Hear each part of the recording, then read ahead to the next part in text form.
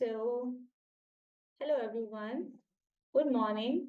Welcome back to my YouTube channel. So, yesterday we have discussed Guru Diksha. Okay.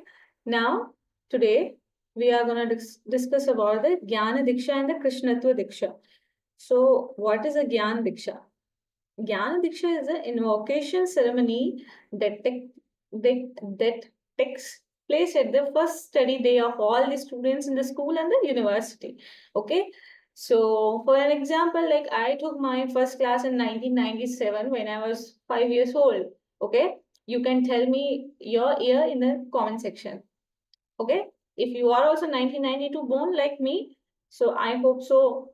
Like when you were 5 years old, that was your first class in the school and the now Diksha. What is the Diksha? What is the full form of the Diksha? In our Indian culture or in our education system, Diksha means D stands for the digital. Okay. I stands for the infrastructure. Okay. And K stands for the knowledge. And SHA, that means sharing. Digital infrastructure for knowledge sharing. That is a national platform for all the school education system, and it's an initiative of the NCRT. A full form of NCRT, National Council for Educational Research and Training, that under the ministry, it comes under the Ministry of Education, Government of India. Okay, this is for your general knowledge. Now, Diksha means to attain the extraordinary knowledge. Okay, so in a Gyan Diksha, we have four types of the Vedas, okay, and the 18 Puranas. The first Veda is a Rig Veda that contains about the verses or Hindu mythology, about the Hindu mythology. In a Sam Veda, you will get the art and culture verses like the singing, melodious chants, music and dance and all. In a Yajur Veda, Sam Veda is also called the Gandharva, yeah. Yajurveda, in Yajurveda is for the sacrificial rituals and the prayers, mantras, and the chantings.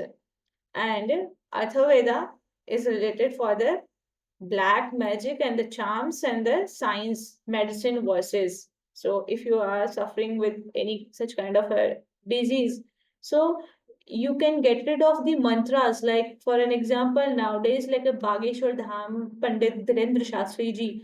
Okay, so he treats his patients with the mantras. Okay, that is a traditional Sanskrit mantras. Or if we go for the modern science, so we like the allopathic doctors are treating with the modern mantras, modern English mantras. Okay, Diksha means to attain the extraordinary knowledge, right?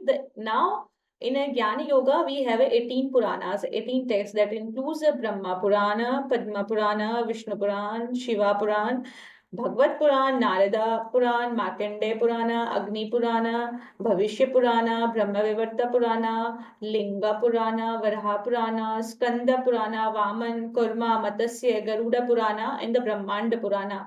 Garuda Purana is related to when someone dies at your home, that time.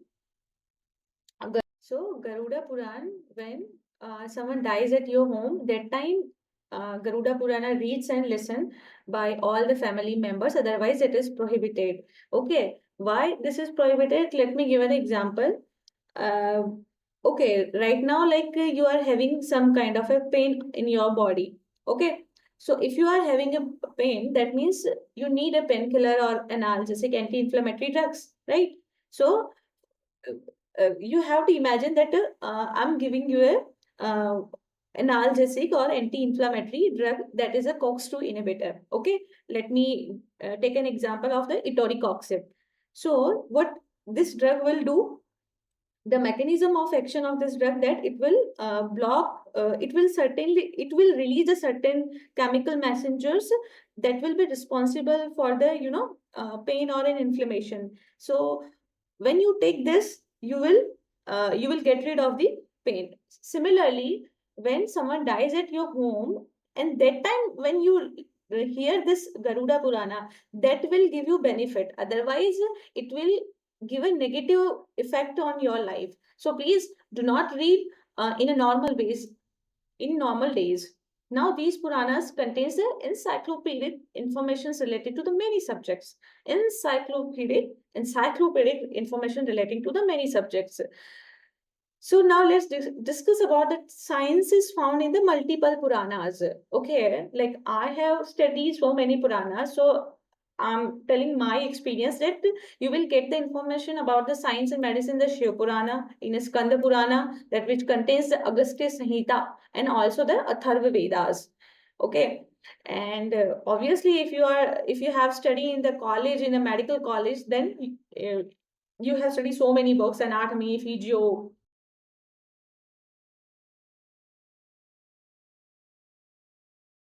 so so on and so forth. Okay. Now, can you please tell me which medicine did I tell you right now?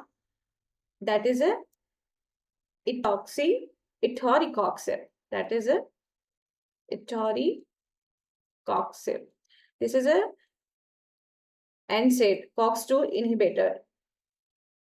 Okay. So if you are having mild to moderate pain, and if you are like coming from a workout, and if you are having a muscle pain, then you can take this drug. I'm not prescribing for everyone, but in general, like if you have a pain and the swelling, like any arthritis problem, so you can take this etoricoxib drug. Now we'll talk about the Krishnatva Diksha.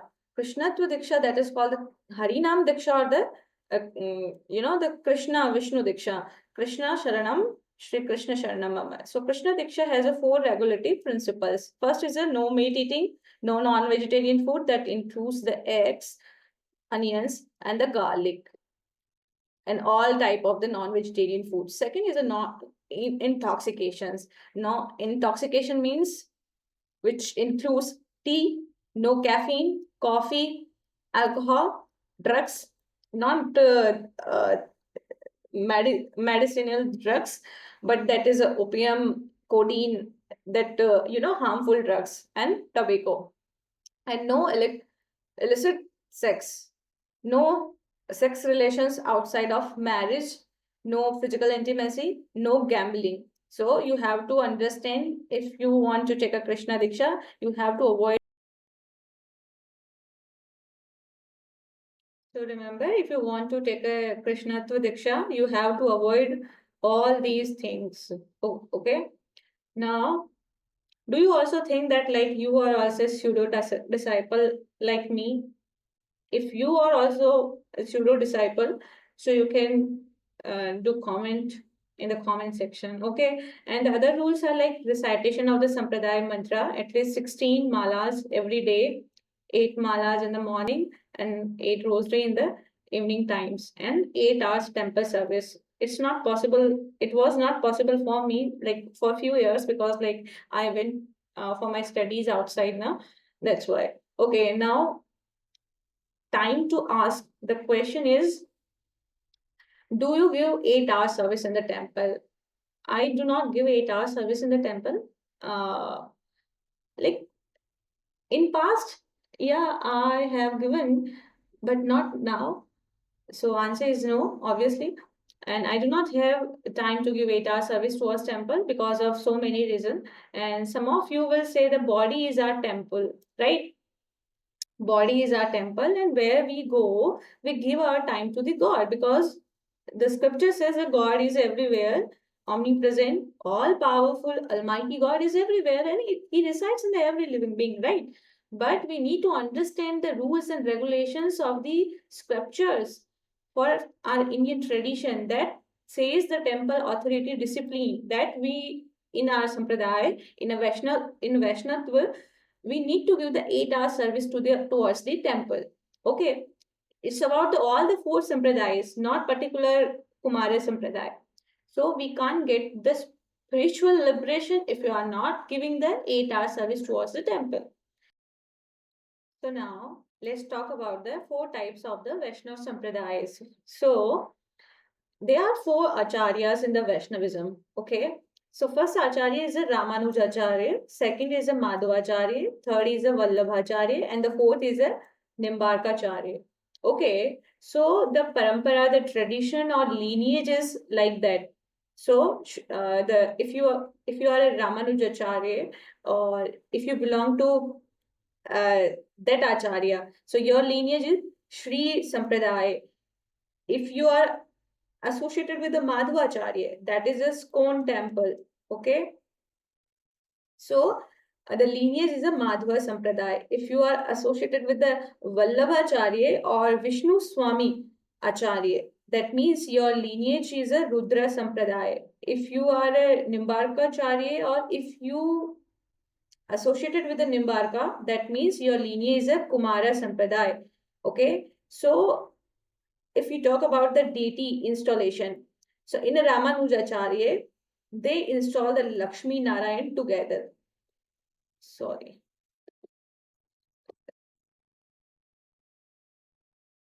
Okay. So they install the Lakshmi Narayan together. And in a Madhvacharya, you will see the Radha Krishna together. In a Vallabhacharya, either Lord Vishnu or a Krishna. In a like in a Rajasthan, Srinath Ji temple in a Udaipur, in a Nathdwara, sorry, that is very famous for the Vallabhacharya Sampradaya. Or in a Nimbarkacharya, in a Kishangarh, my Guru's temple, or like my own temple. So, the main deity is a Lord Vishnu, and the so so the main deity is a Lord Vishnu or Radha Krishna. Now, if you do not know about me, or if you are not aware about my past life, so let me share once again that my grandfather had fixed my rishta in my childhood with the Nimbarkacharya ji. So he lives in a village. The village name is a Nimbarka Tirtha in a Kishangarh in Rajasthan. But somehow, like, he doesn't want to live with me in a in a grihast ashram, or that we call the marriage institution, because he wants to follow celibacy, or like some of family member said that he is having affair with someone else, so that's why like he loves someone else, so he doesn't want to uh, live with me. So some people make me upset by saying like that, like you are dishonest, and you hide the things and all that.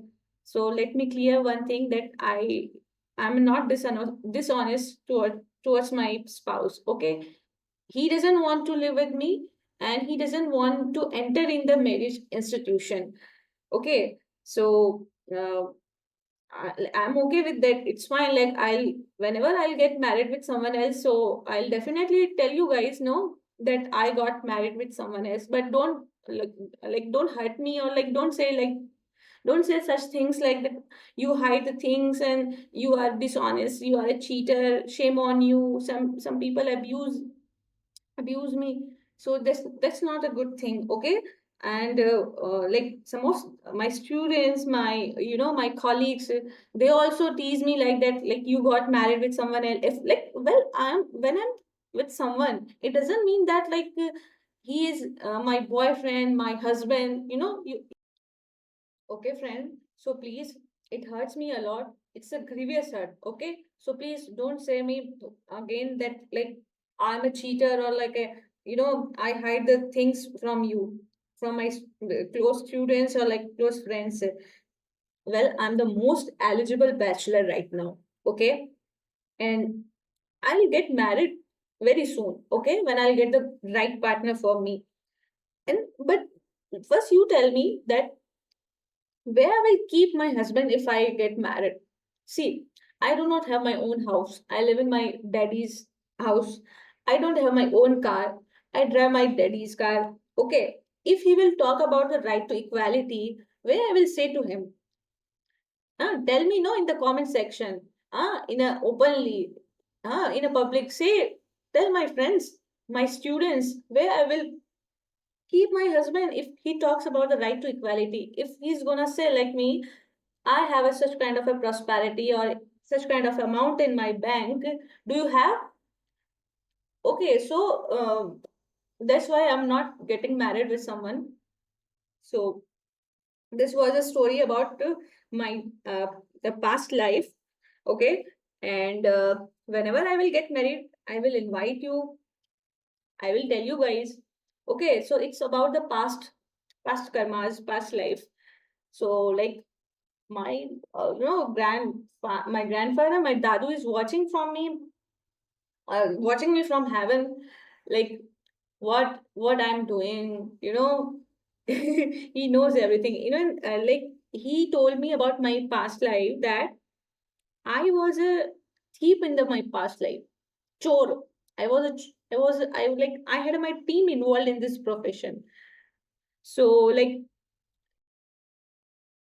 so my dadu told me that I was a thief, and like I had my gang team that involved in this profession. So, and gradually, like I earned a lot of money in my past life. I was a billionaire, and I was not loyal to my spouse.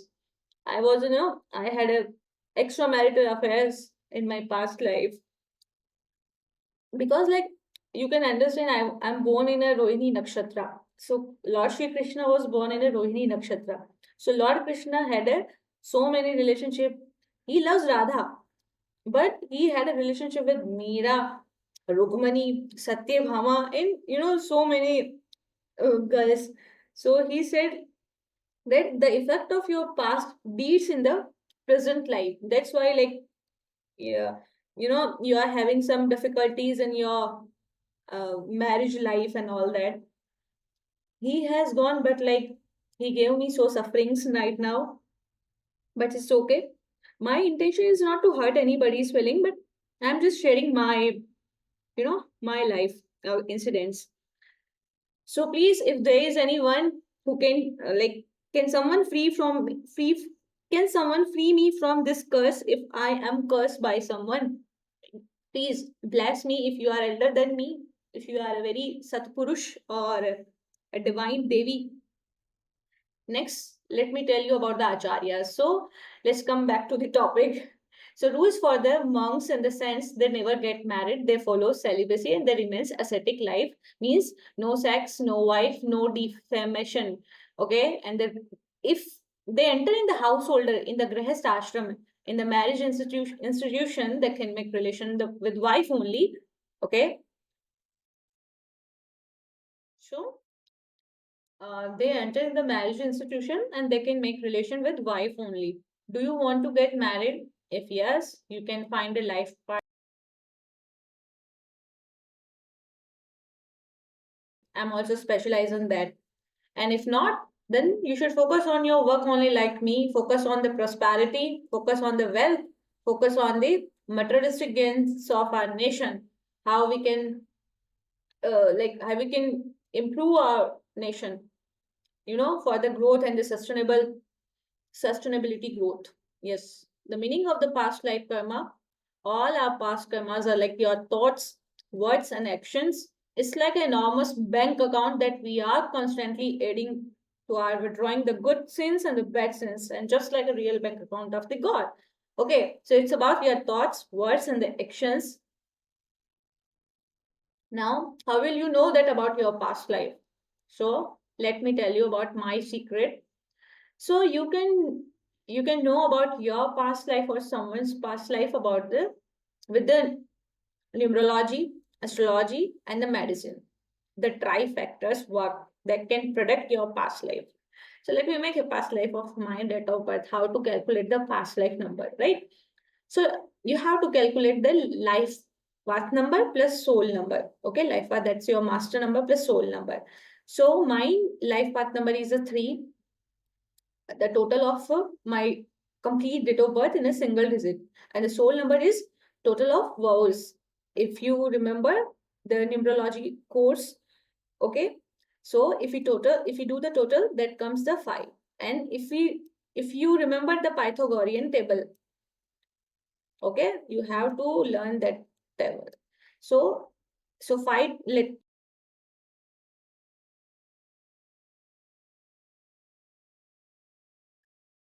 so 5 represents the letters E alphabet, N, and the W.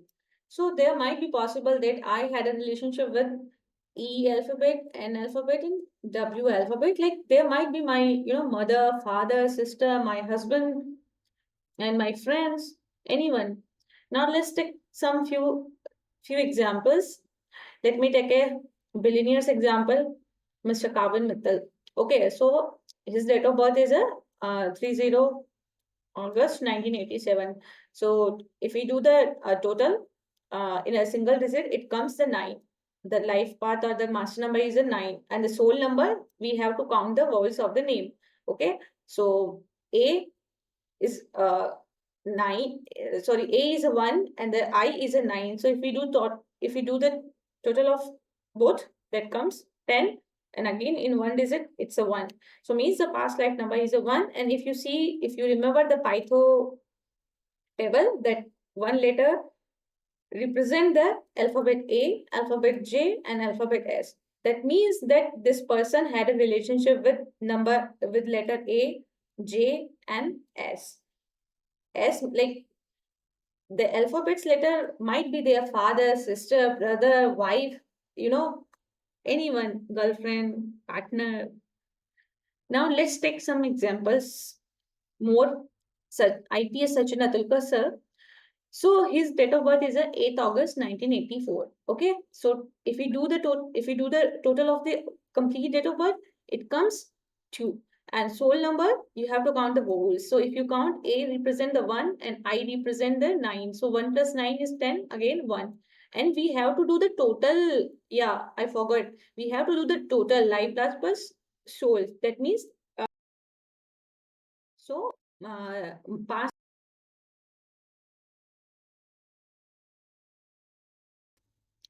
we have to add the life path and the soul number. So 3 represent in the Pytho C letter, L, and U. So like there might be connection with the alphabet C, L, and U. Now let's take some other example.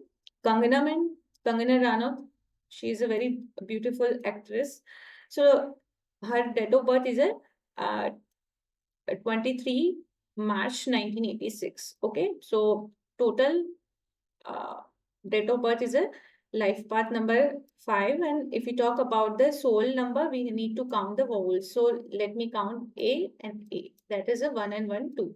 So means past life number is a total 5 plus 2, that's a 7. And 7 represent in the Pytho GPY. So there might be possible she had a relationship with the GPY, or like she had a relationship like with such letters as a mother, father, sister.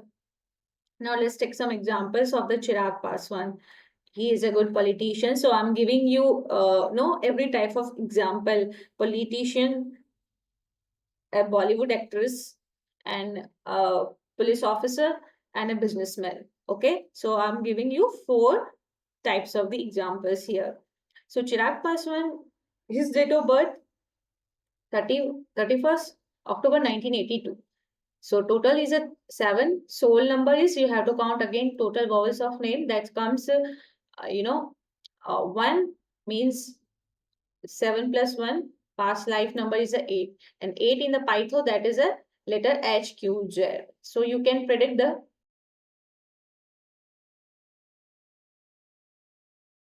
So now you understand the different types of the past life number. So this number, the past life number, is to believe that to show the which type of person you have been in the past lives, as a mother, father, daughter, brother, sister.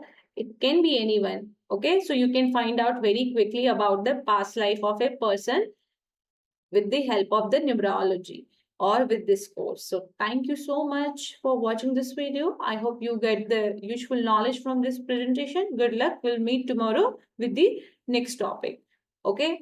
Till then, bye-bye. Jai Shri Krishna. And please don't forget to recite our Sampradaya mantra. That is a Radhe Krishna, Radhe Krishna, Krishna Krishna, Radhe Radhe, Radhe Shyama, Radhe Shyama, Shyama Shyama, Radhe Radhe, Sri Manokanda Charanau Sada Sharnam Prapatte. If you are elder than me, please bless me. Good wishes. Thank you.